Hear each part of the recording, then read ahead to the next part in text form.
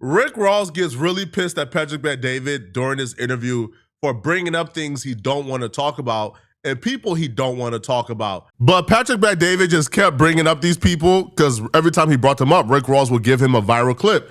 Now, eventually, Rick Ross' commentary on one of these people backfired when Patrick Bet-David would fact check him in the middle of Rick Ross hating on his person.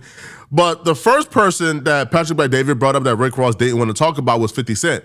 But when 50 Cent's name came up, Rick Ross took the opportunity to expose that 50 Cent apparently lives in a 2-bedroom shack.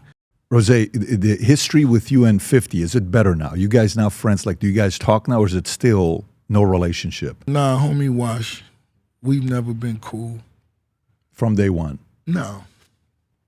This is a big business you guys are a part of. You guys are two of the heavyweights in the business. I mean, what is there to talk about? A lot of things to talk about. History, the beef. What kind of history? That he couldn't dress? That's all I used to tell him. Yo, you can't dress. You're not really getting no money. You don't own your masters. Eminem saved you. Dr. Dre saved you. All the big names. Rose did it himself. I came in through slip and slide. I had to build this myself. And I'm not speaking down on him because he live in a 2-bedroom apartment, but he lives in a 2-bedroom apartment? 2-bedroom. Catch the alley hoop now. You got to win by Yama, this bitch. 2-bedroom apartment. Yes, he does. And if he does, what does that say about him? Come on now. Just the alley hoop.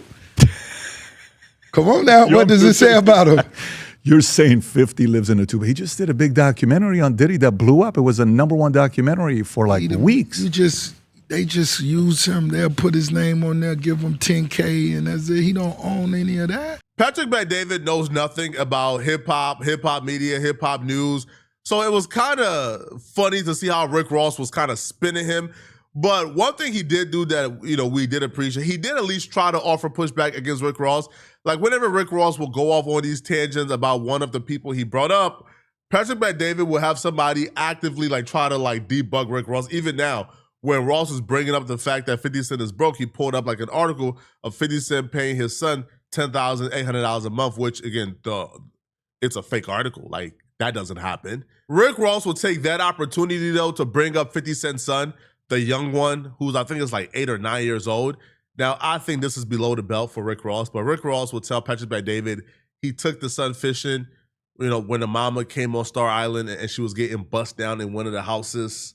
I'm assuming that's when the mom and Diddy were dating and Rick Ross and Diddy were cool. So Rick Ross will be over at Diddy's crib. The mom is getting bust down in the house while Rick Ross is taking the son fishing. But he would give the son a nickname, which again, altogether, I think this is below the belt.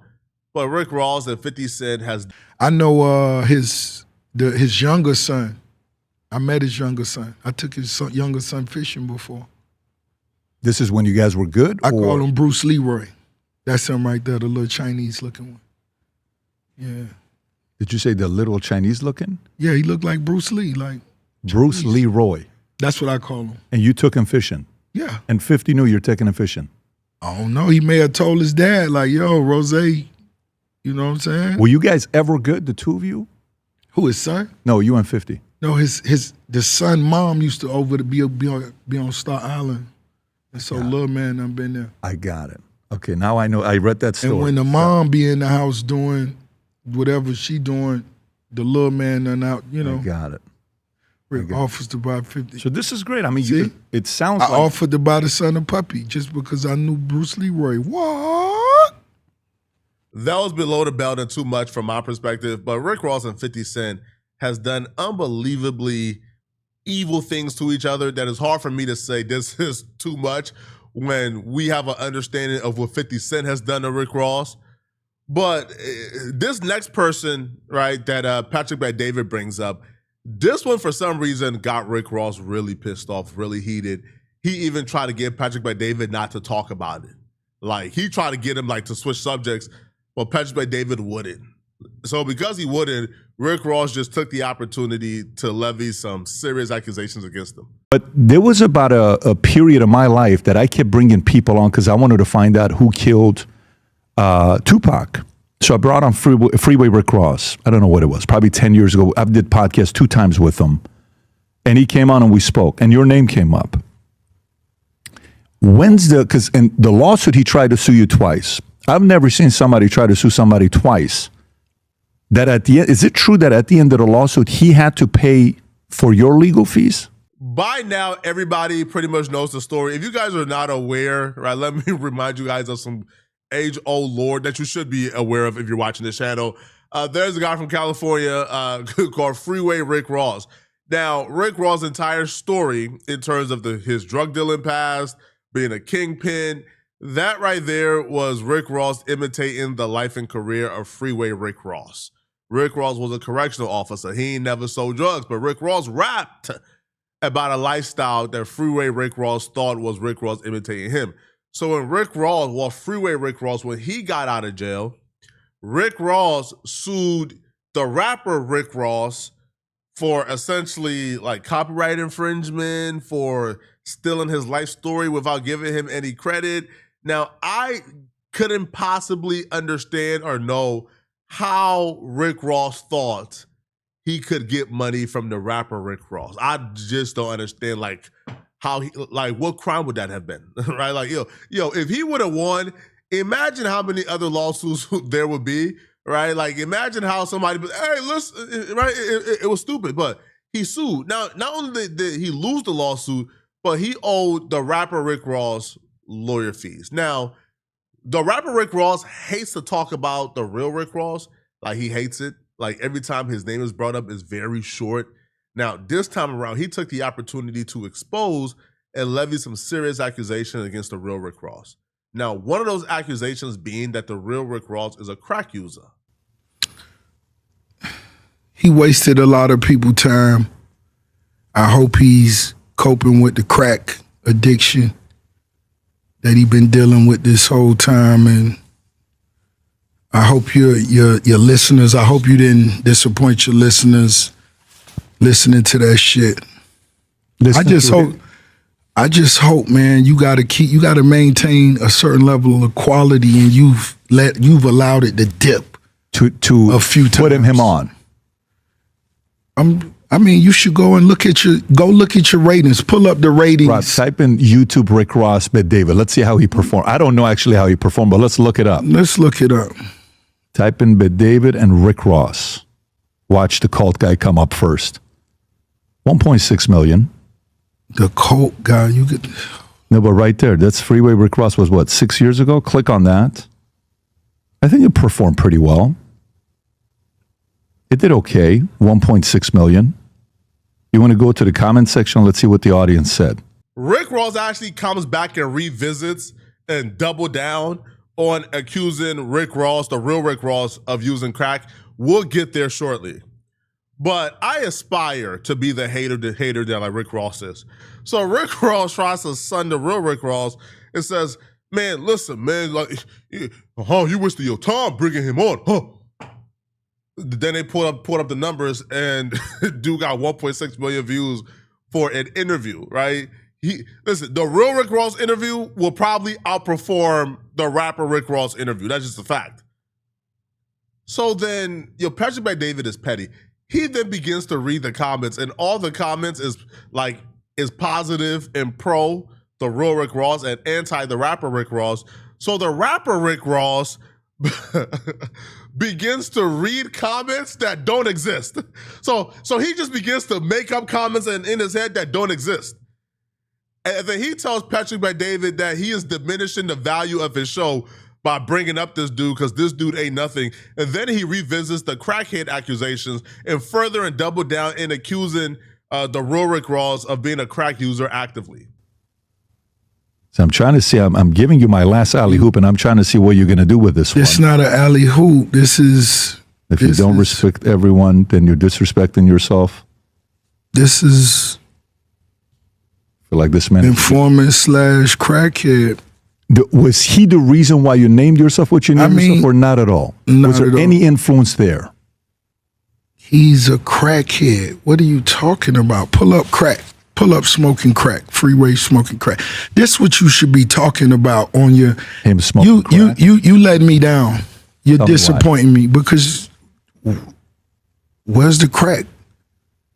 Pull it up. I don't see it. Pull up the headlines.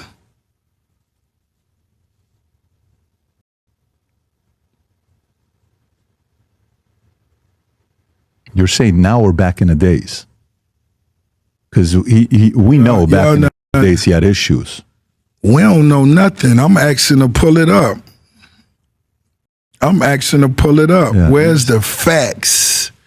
We talking facts. When he sued me, he had to admit the facts about him being an informant, cooperating with this and that. We know that. We talked about that. That's not something that we don't know. Why you're not? That's what people. Oh, that was the conversation. No, and we talked. That's why the interview did well, because we specifically talked about that. He had a big role in You that. ain't mentioning it to me. Oh, that no, he no. was The question I asked that he was abusing crack.